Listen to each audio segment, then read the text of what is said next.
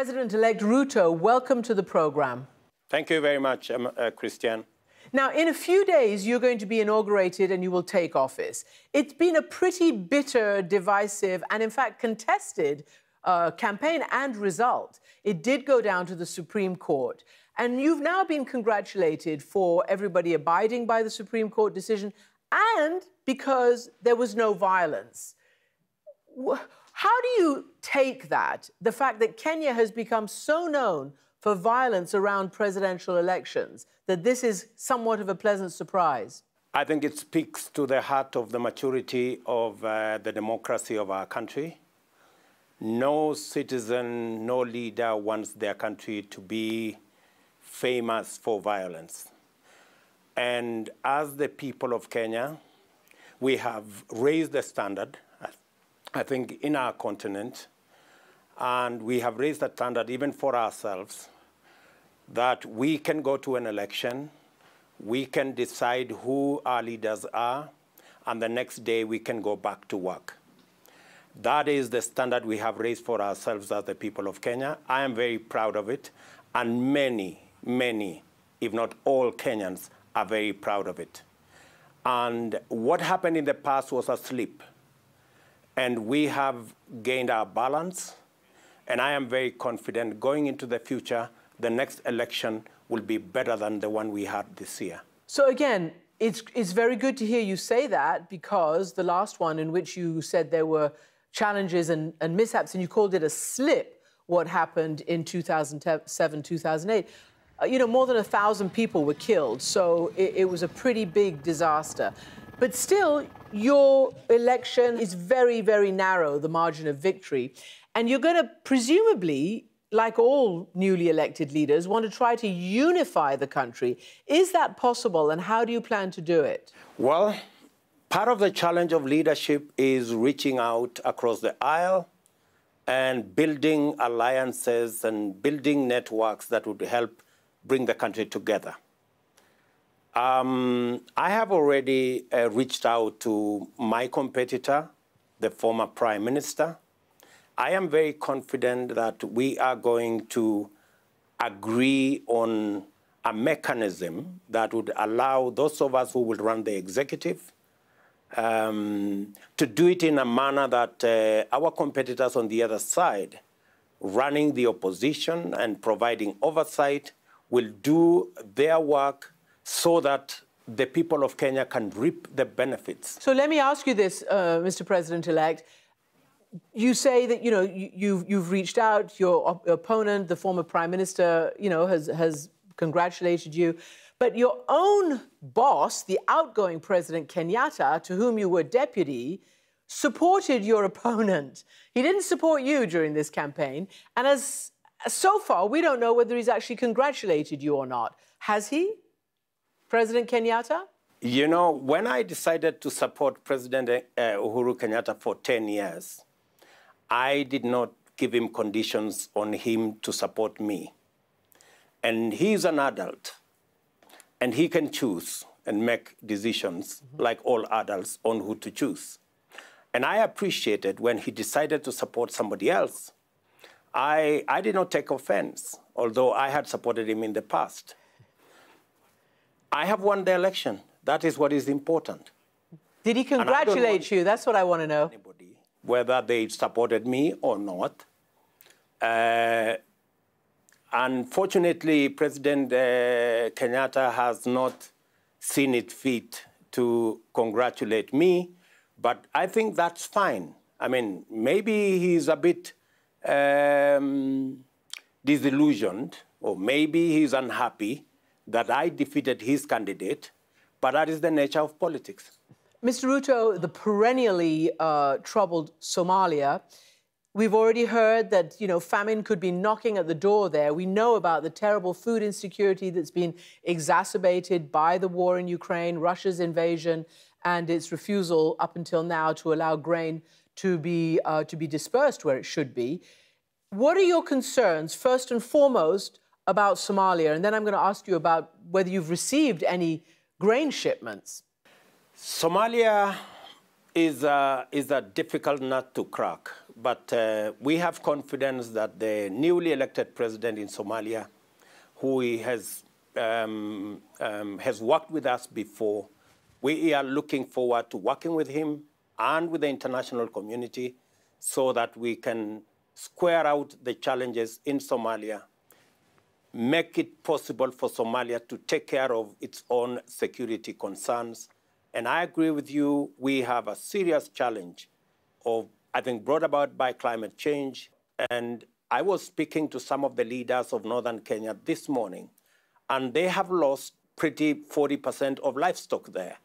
So that is an area we are going to work with the international community. We are going to work with the leadership in Somalia so that even as we address the security challenges, we also deal with the humanitarian, especially food situation in the Horn of Africa, in northern Kenya, and generally in our region.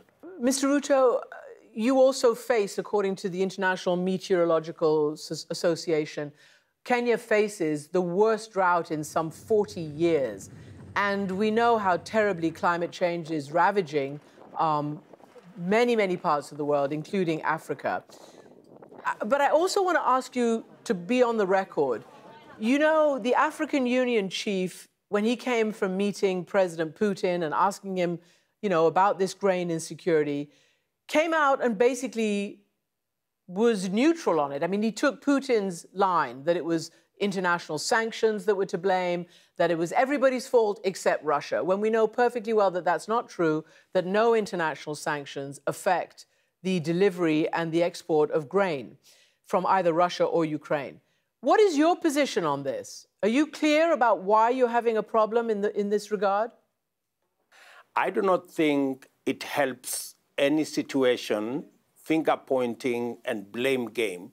I think we just need to sort out what we have to sort out, and we need to do what we have to do.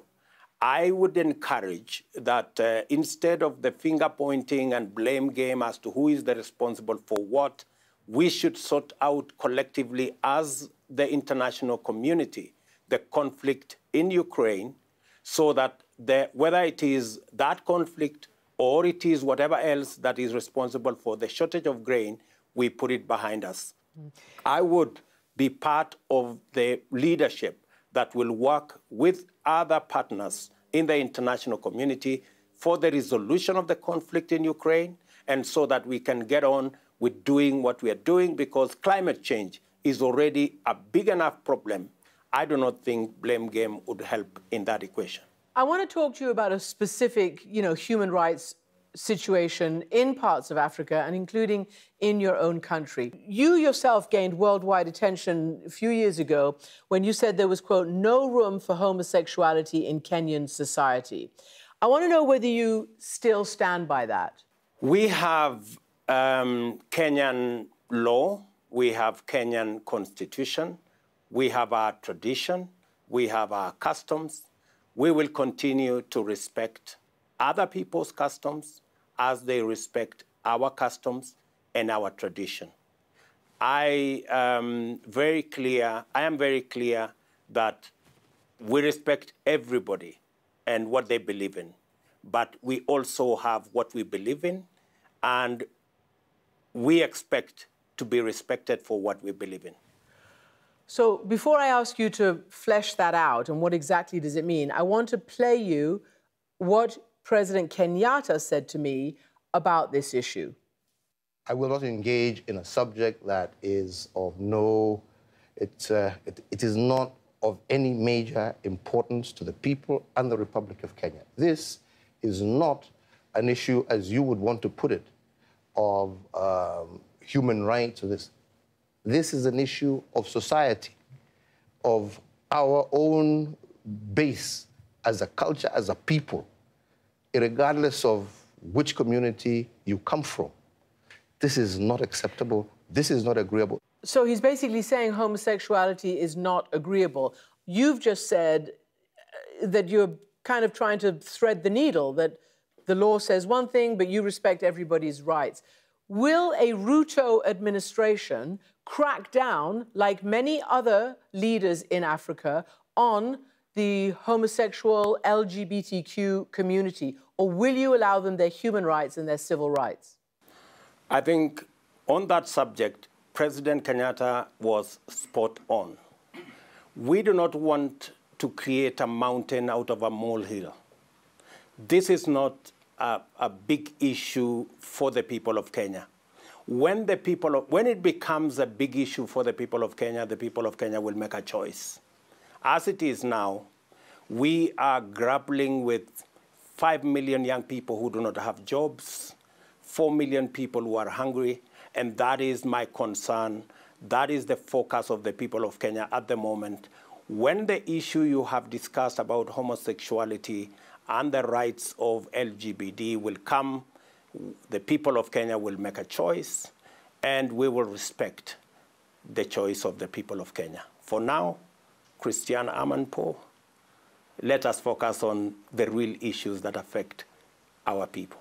As you know, Mr. President, with respect, these are real issues that affect so many people around the world. But we will hold you to what you said, and we'll come back to you if the situation requires it, which no problem. Probably it will.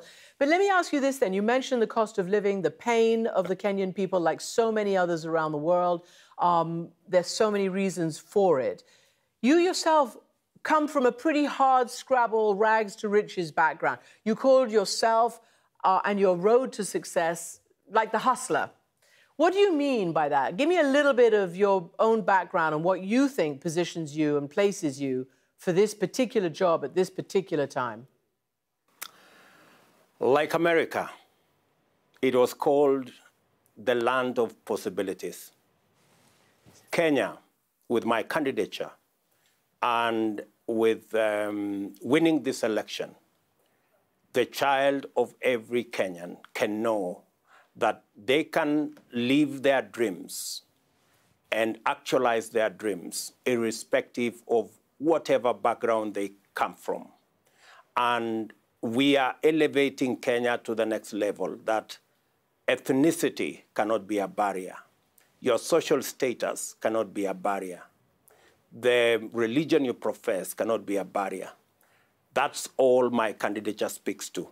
And when I ran for this office, there are many people who thought you needed a name recognition, a brand, a big family to come from, a big community to come from. But with my candidature, the child of any Kenyan, small community, big community, irrespective of their social status, can actually journey to success and journey to the pinnacle of any success, because it is possible, and the people of Kenya have made a decision that any Kenyan can be the best they can as long as they work hard and they work at it. William Ruto, President-elect, thank you so much for joining us from Nairobi. Thank you very much, Christiane, for giving me an opportunity to speak to your audience. And just an update, since that conversation yesterday, we heard from Ruto that President Kenyatta did have a conversation with him today, but apparently still hasn't offered his congratulations.